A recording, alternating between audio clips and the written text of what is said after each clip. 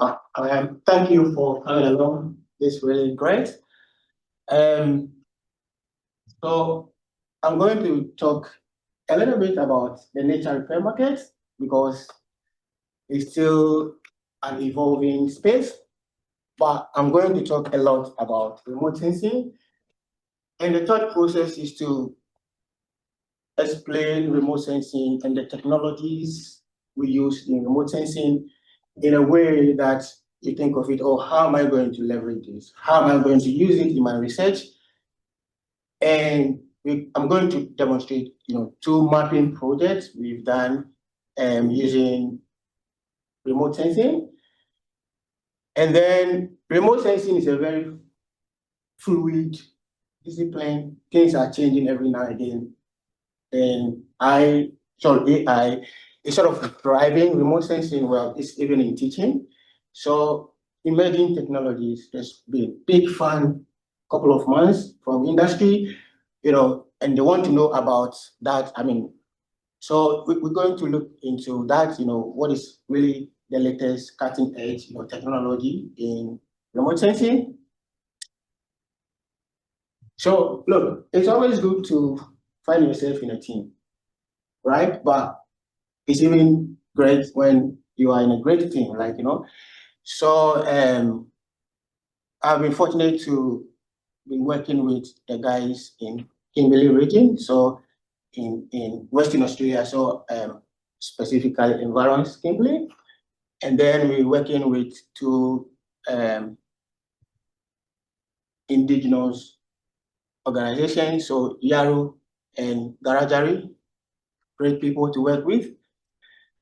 And we got Sam, who is from EK, and Sam is the one directly working with country managers in terms of our field work, collecting data on countryside, and then flying drones and taking drone data for us. Once Sam gets this data, he will just push it forward to Glenn, and Glenn is the data analyst. He does all the analysis. So one of the mapping projects I'm going to show is actually Glenn's work, his initial results. So I'm going to show that. And then we have Sarah and Brett, who know a lot about this space, and they've been wonderful helping us in the team in terms of using remote sensing appropriately. So yeah, that's the squad. Like many of us here are doing research, and scale is very important. Like I remember when I was doing my PhD, somebody asked me, do you reckon scale is important? I say, yes, scale is important. Scale is important, especially in research. So some of you are doing very, very detailed stuff, like at the molecular level, great work. Some of us are just, at the individual and community level, awesome. But I'm doing stuff at the landscape level. A lot of confusion there, a lot of heterogeneity, large scale. So especially in Australia, remote sensing is going to be very important to monitoring stuff at that broad scale. Well, this is AI generated.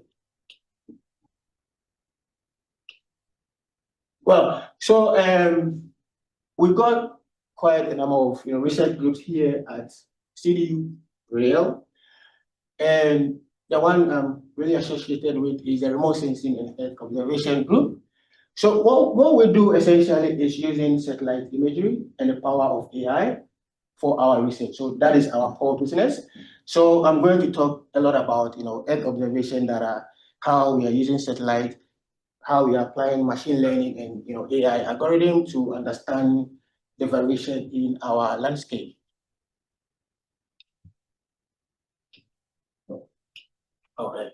Well, so this is the only time I'm going to talk about nature repair market. So this market was launched early part of this year, and it is a voluntary scheme.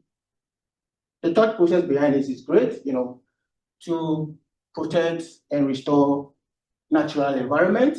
So it's sort of incentivizing landowners, First Nation group, business people to get into this space so that we can some are already looking after country well, but then sort of account for that. And then you can get biodiversity certificates, which you can sell and then make economic gains aside from the ecological benefit that comes with it.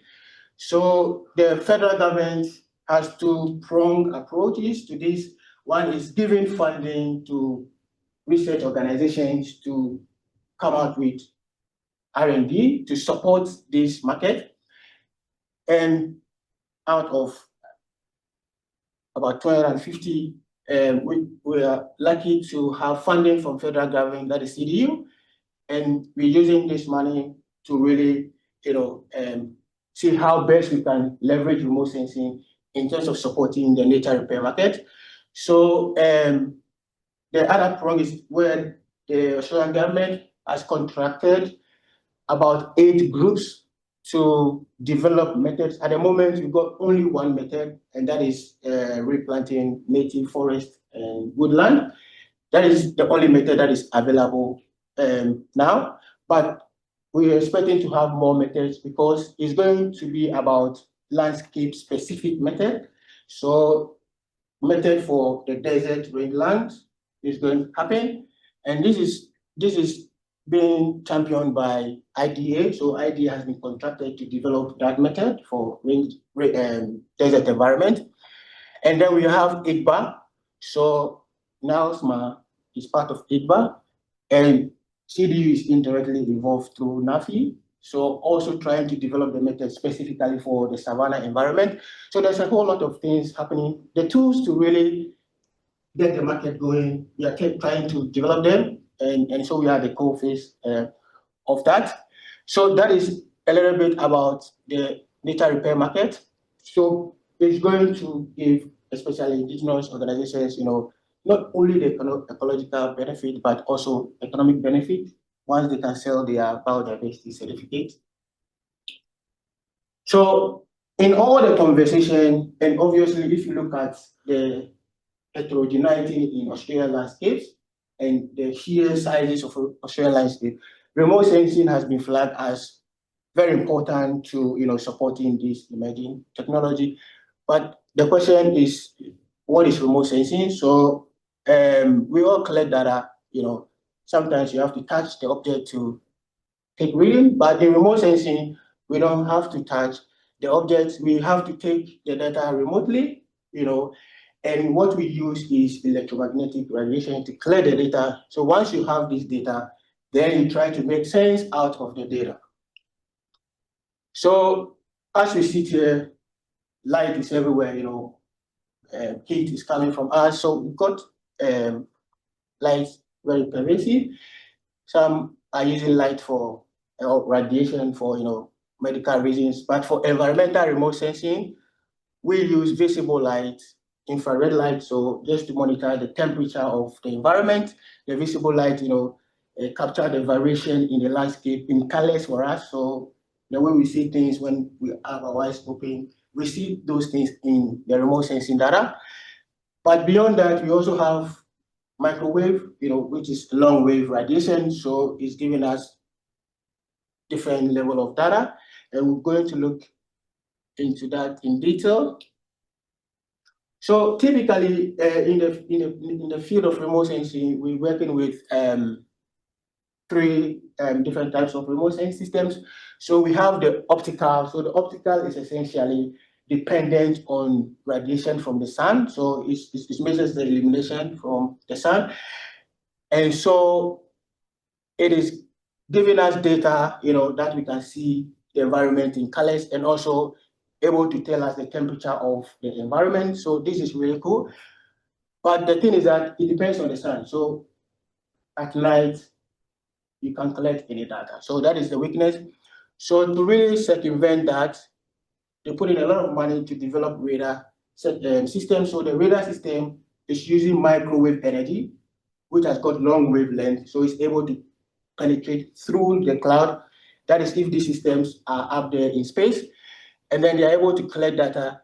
And then it gives us moisture conditions of the environment and also the structure of the environment. So that is the kind of data this is collecting.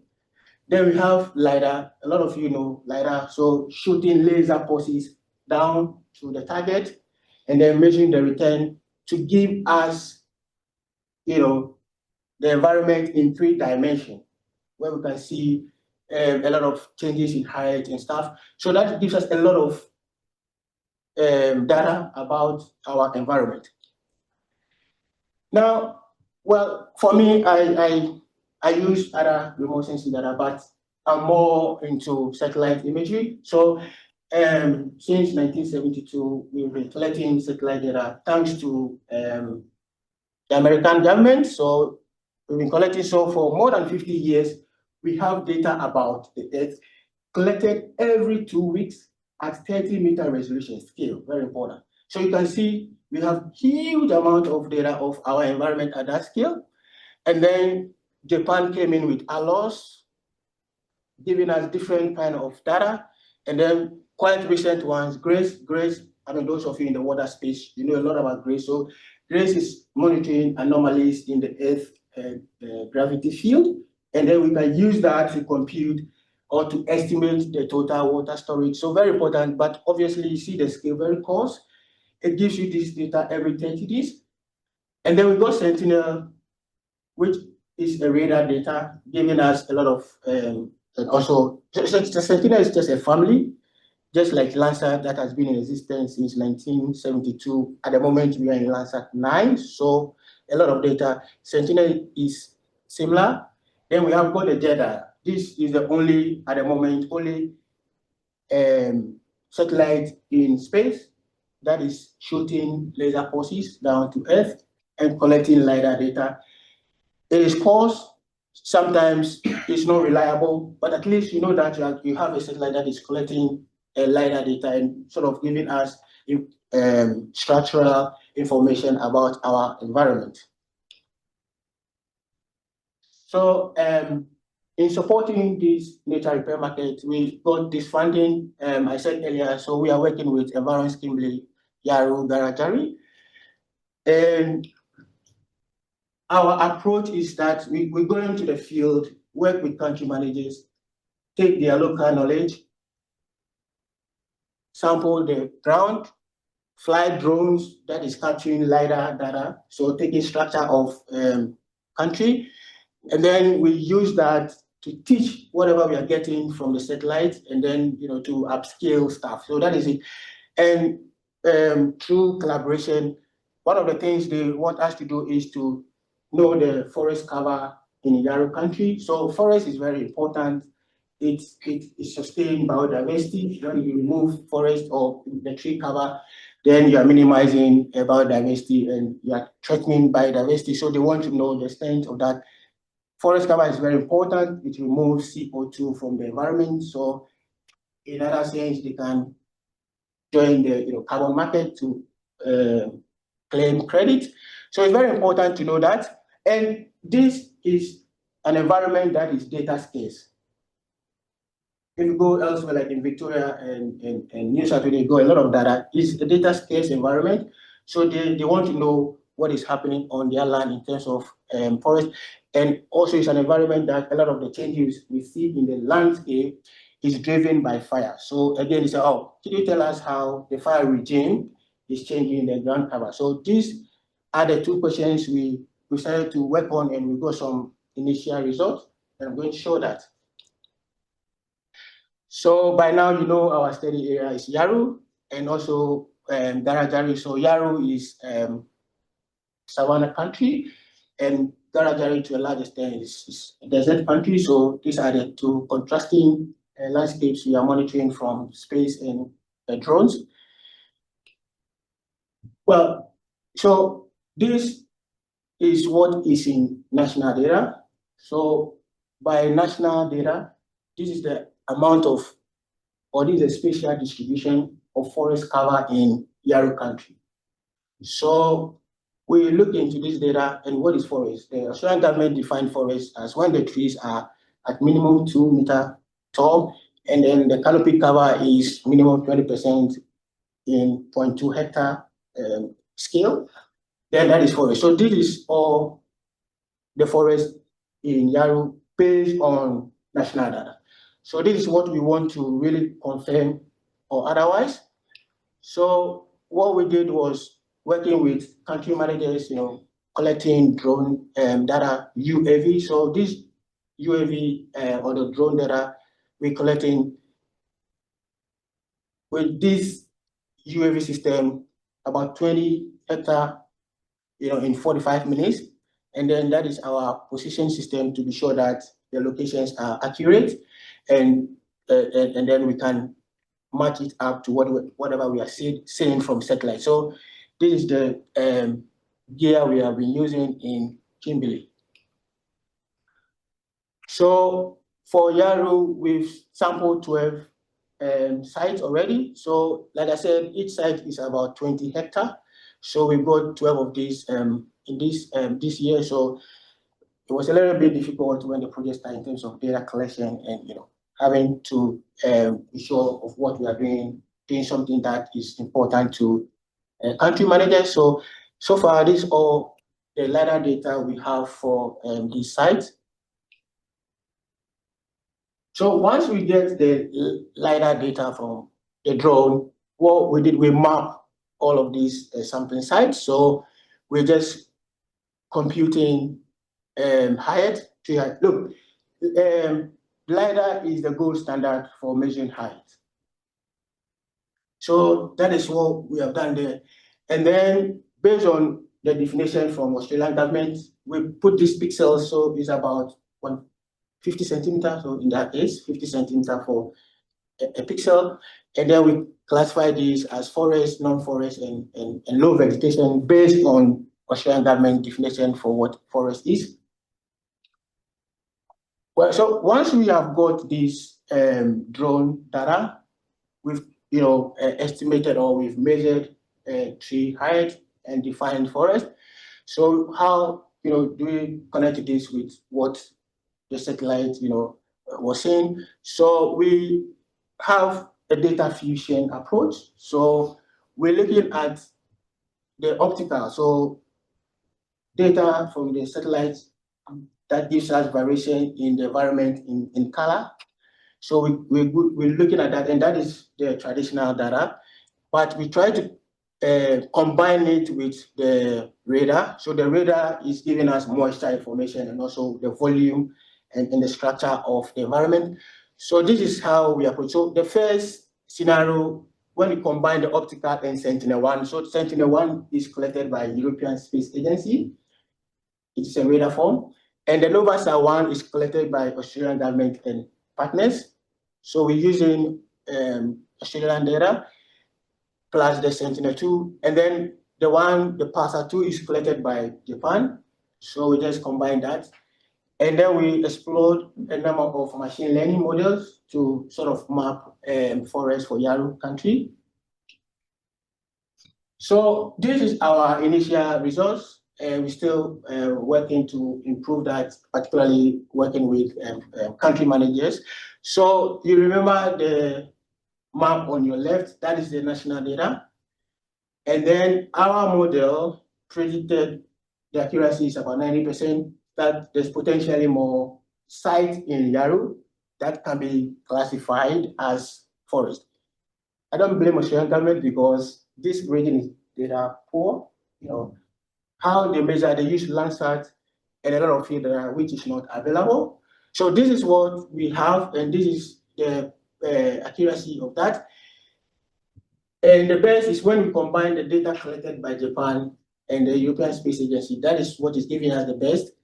And our model, we've looked into different models. We're still looking at some. For now, is the extreme gradient boosting for that machine learning approach.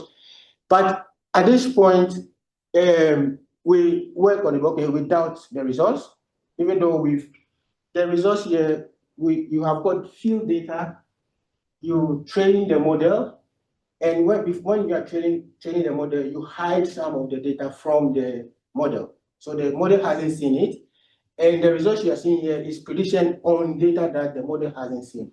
But as a scientist, always we say, well, okay, that's the results we see, but the map is only useful when the user finds it useful. So this now is going to Yarrow country managers, and they are going to verify the result. So at the moment, we've done only one on-screen verification, and then the flag. You see the blob here? The blob there. They say, oh, they know for a fact that is a shrub. So that is false positive there.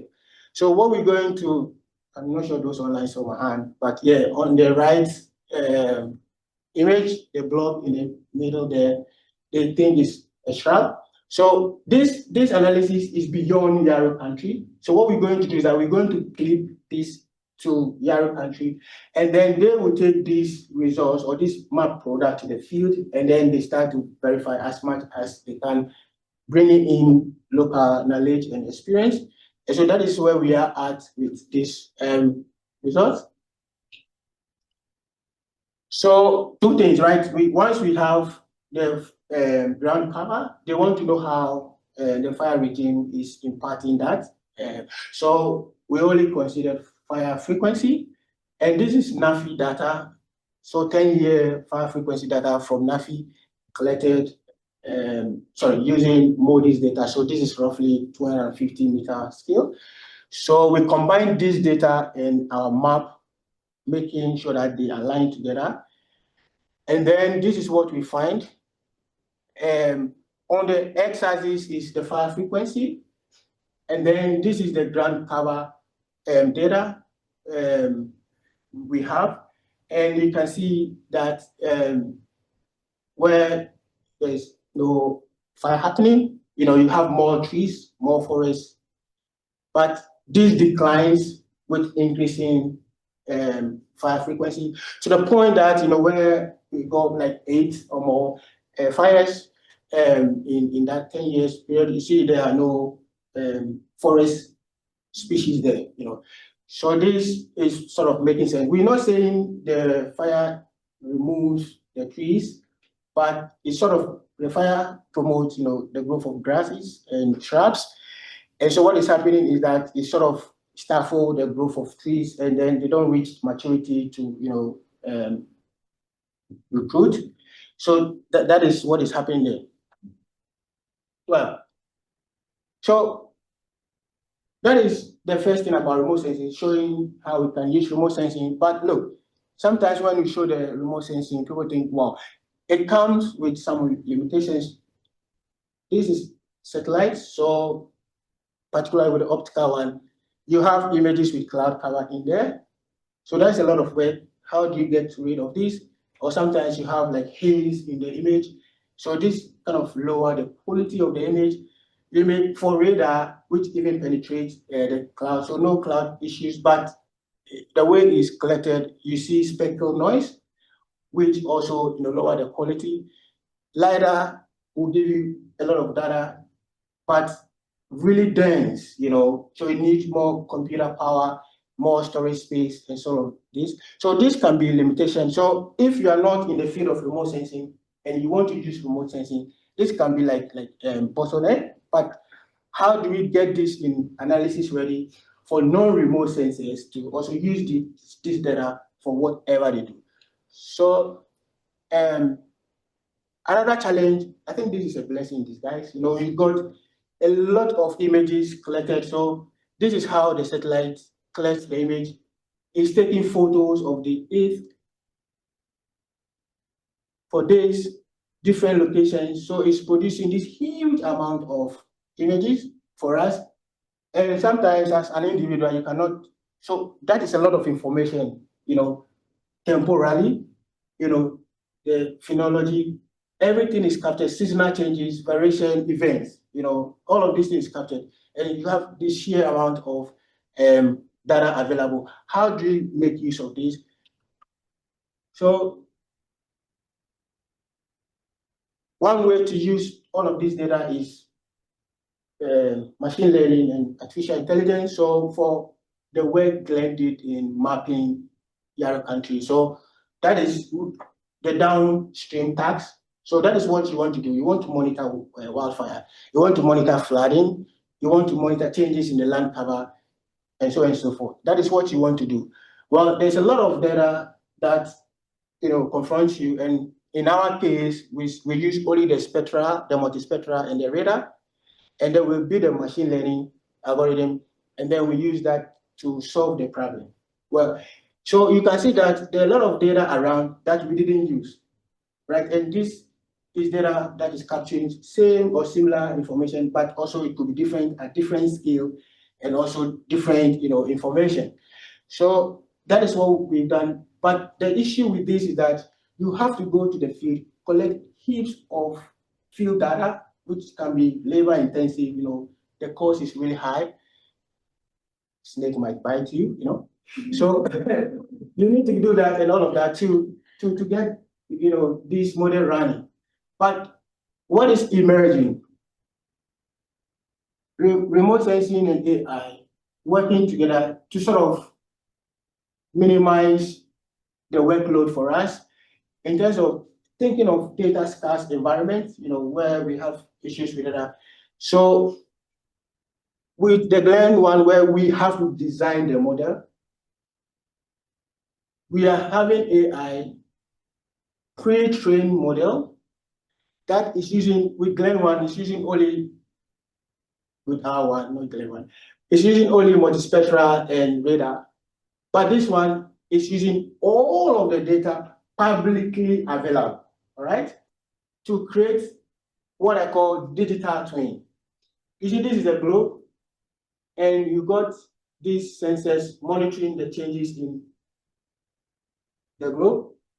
So how do we replicate that using artificial intelligence? So that is what it's trying to replicate. So you can think of the model in the middle as a digital twin, or what we call virtual satellite, using all of this data, pre-trained, and then you come in here, so you don't worry about cloud cover, you don't worry about how to piece the data together, how to be sure that the pixels are aligning. All of these things remote sensing gigs have to do, to get the data analysis ready.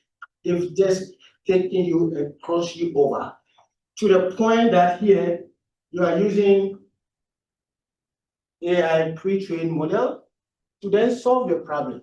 So we sort of think that we're cutting down on how much, cost we use in research. So this is the emerging technology we have, and they are quite recent. I think we started 2-3 years ago. But the one that has blown up the lead is the one released by Google. So this is the one that goes, "Oh, Richard, have you heard about the AEF and all kinds of things?" And students want to see how they can leverage it. So this is the Google GeoFM, Geospatial Foundation Model. And what is it about? So it uses this free available data. So you got Sentinel-2, which is optical, how we see things in our environment, and temperature data. Landsat, Sentinel-1, ALOS, JEDI, GRACE, all of these things has been weaved together into one model. See the resolution, different scale, all of these things is put, and they use over 3 billion observation data to train the model, collected over 5 million locations. So this is ridiculous, right? Now, how did they do that? Well, the data set is available, and at the moment is in Earth Engine. Those of you who use remote sensing know about it. In Earth Engine, Google Earth Engine. And if you know principal components, that is what they are applying there in advanced manner. All of these data you saw, they just take the important features, compress it, and then they reconstruct the environment based on that. So when you see this data and you're remote sensing gig, no, you're not going to see what they call it bands, but it is not bands. It's actually dimensionality, how they've use dimensionality. So think of it as principal component, all right? And you've got 64 dimensionality of that. So all of that, is used, and they put it on a 10 meter by 10 meter grid. And you can use this for mapping, you can use this for clustering, where put similar things together. And also, well, if you say, and this is global, right? If you say, well, where are the savanna forests in the world? You can use the similarity search and it pops them up for you. You can use it for change detection. So this is the representation of the model here. So this is the, on the left side with a big globe, that is the global data. And the middle is a 10 meter by 10 meter. And for every pixel, for every pixel or every location, they put it in these, what they call vectors, embedded of dimensions. And you have 64 of that. And then they project these onto a sphere, right? So this is trying to reconstruct the globe, right? And then you have, so this is what, so when you find one location, you are going to get data of 64 dimensionality, and that is what you are going to use, right? So this data I showed you has been validated in Canada, US, Brazil, some part in Africa. I'm here to see validating that with Australian data. So what I want to show here is that we're going to use Australian data to see how good this data is. And so this is another mapping done in ACT, trying to map grassland. So you need some amount of field data to really, use the AI data. So we have park officers who go on the field, to take ground truth data, and then by observation they say, oh, this is exotic grass, and then depending on the diversity in that 20 meter by 20, they say this is low quality native and that is high quality native. So this is recent work the ACT government have been doing using 2019 to 2024 data, and exotic grass is taking all over the place. All right. So they thought, well, we cannot do it. But then when they look at the different categories like low quality, high quality, and exotic, in the 5 years using Sentinel-1, which is radar, this is the phenological profile for each of the categories. So you can see that the satellite is really picking them, particularly the peak point, like maximum growth, is different. So could we use that to discriminate, this to build a model? So this is across 5 years, okay? The day of the year, so January 1st is day 1, January 2. So that is the day of the year for the 5 years.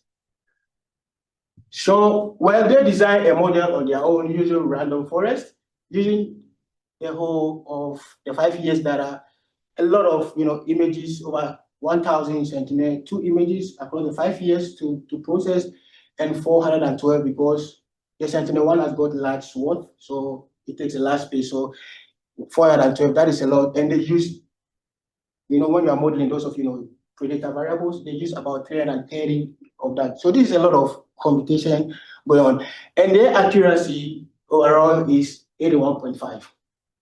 But then when you take the data, you don't have to do all of that, and then just go and grab the Google AI data, see the results is similar, and the Google paper has reported that their results is matching existing models, or even in some cases doing better. So this is the case where it's doing a little bit better than what was manually designed.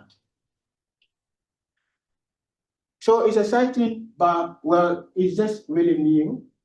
3 months ago, very new. So we need to validate this model. So if you got some field data, you want to test the performance of this Google data. So there you go. So we need to validate it, and it is annual. The time step is yearly. So yeah, it captures all the seasonality in the environment, but it just compressed it and gives you data annually. So at the moment, they have from 2017 to 2024. So if you are big fan of seeing things seasonally or daily, you're going to miss out because it's not going to do that. And when you're remote sensing, the band means something to you. But when they say band, it's difficult to interpret. It's actually dimensionalities, okay? So think of it as principal component analysis. And they put in so much data. So sometimes you're monitoring something and definitely it's temperature that drives it or moisture, but you have heaps of data. So some of the data you have there is not really relevant to what you're doing. So there's a little bit of redundancy. And also the sort of AI is taking your autonomy. You making decision on what factors and data to use. that is gone. So, thank you.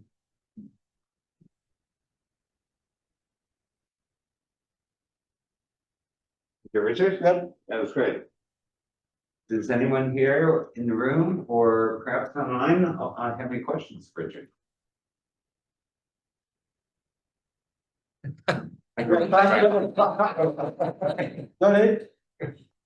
Just showing the dimension. That's how they work. This embedding, that is how the algorithm works. Similarly, if you look at the relationship between using distance, like Euclidean distance, to look at stars and stuff. Do you agree with that? Thanks, Richard. Yeah. I really appreciate the overview of all of these technologies and techniques and you've explained it really well. I appreciate that. With the Google AEF, is that what the acronym is? Alpha Earth Foundation. Oh, okay. Does it include dimensions on freshwater and marine environments? Yes. And what sort of data does it cover? Temperature, chlorophyll? Yeah. I'm sorry, I think I was thinking about it when I put in our. I'll go back. See, it's using where's our climate? It's using ERA5 line. You know this global data. Yeah. It's using that with all the climate models. Yeah. Yeah, all of the climate. All of that. So the thing is that when you do a regression analysis, then you see what is driving. You see it in dimension. So you see, oh, dimension 1 is driving that, but what is it? A lot of these things contributing to that. So you say, oh, maybe is it the temperature that is showing? Oh, and one thing they show in their paper, there are some at some level, some of the data in there, they contribute nothing. Like when you do variable importance, some contribute nothing, so it's useless. Well, you can't remove it, but then you see the relationship between that. And for example, if you have got your field temperature data, and then to work out what is really driving this. So they've got all of these data, and see US national land cover data. Well, some of the sites are outside the US, so why do you have to put US down there? It's not relevant if your study site is here in Australia. So just to be aware of that. So all of these things is there. So I think what you can do, first of all, is to try to take any data you really have confidence and to do correlation analysis and stuff like that and see which component of the dimension is driving whatever it is. Yeah. A follow-up from that too is how far back does it go in years? It's 2017 to today. Yeah. 2024, but 2025 will count once a year. Thanks. Yeah. Thank you for the presentation. You might have mentioned this and I missed it, but with the Yarrow data set, what did you define as forest? Like just anything vegetated, or like what was the? We use height. Right. So the Australian government says that any tree of height 2 meter minimum, and the canopy cover is minimum 20%, right. And then scale 0.2 hectare, that is forest. Okay, right, and then yeah. So if you don't meet the threshold, you don't forest. But I think we are at the stage where they've collected the data, but we're yet to analyze it in terms of species. Because again, some species may not be in that bracket of what the Australian government call forest. So we need to now look at this species level. So that is one thing we have to start to really look into. Now we have got the data. Yeah. Yeah, is that? So this is our online attendees. There's 2 questions here. First one's from Andrew. Great explanation, Richard. Can you describe the validation of the Alpha Earth Foundation data in terms of the classification you've illustrated? The grant tree data, right? Yes, this is from Andrew, yeah. Yeah. So I think is this one.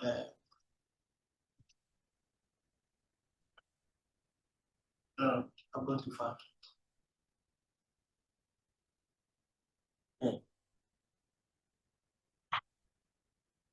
Oh, sorry. Oh, this one here.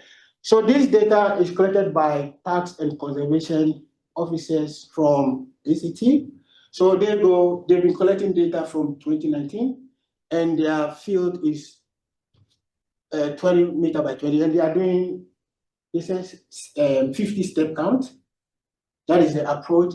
And so for every, I'll call it quadrant, okay, every quadrant, they look at what species in there, and then they are interested in the native grasses, but also the diversity within the native grasses. So again, subjectivity here. So if they feel like, oh, with this one, there's a lot of diversity in there, and let's say this native grass, they call it high quality native grass. And if the diversity is low, they call it low quality native grass. And then the exotic grasses like African love grass and serrated acid. Those of you who come from that end of Australia, you know about it. So those ones are the exotic grass. Does that answer his question? Hopefully, he hasn't replied to you. Yeah. Yeah. Do you know how Google verifies that? Yeah. So they verify. I don't know where they got their over 3 billion reference point, or I don't know the locations. I didn't see that in the paper. So for that, I can't speak to that. But I know there are like popular land cover data set, global data set that have been used and people still use it. And they've compared, they sort of evaluated their model with that. And they're showing matching it or even a little bit higher for that. I think, they put in grant $5,000 for people to validate this model. But that window of opportunity is gone. You know?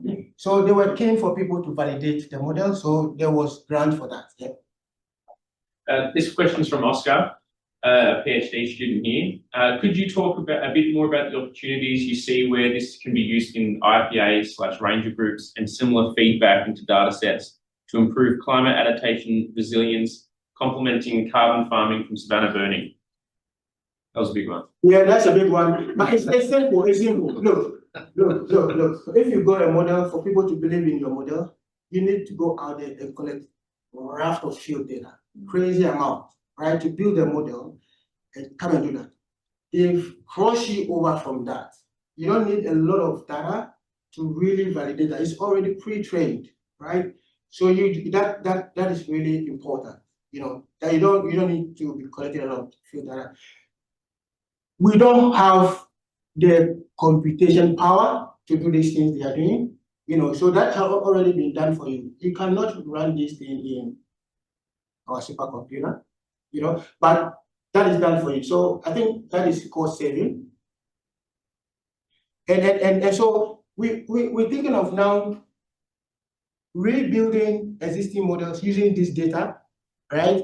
And so that is how we can leverage that in all of these emerging markets, you know, and environmental monitoring and management. So that is what we can do with that. It's not going to, so the sort of cutting cost, that is essentially what this is doing. Yeah. Thank you. That was a really great talk. And I really enjoyed hearing about validation. And I really enjoyed hearing about your skepticism as well about a lot of these things.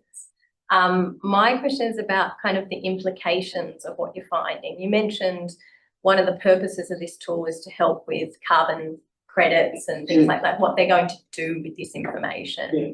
And it sounds like a lot of the modelling that has been developed hasn't been developed in remote regions like you're working on. And I guess I want to know what's the kind of potential disadvantages of false positives versus false negatives. When you had the diagram with the current image of what they think is in that remote region versus what the predicted model's saying, and the tendency for the predicted model to make something up or to have an inaccurate, a place that needed validating, like the shrub that wasn't there.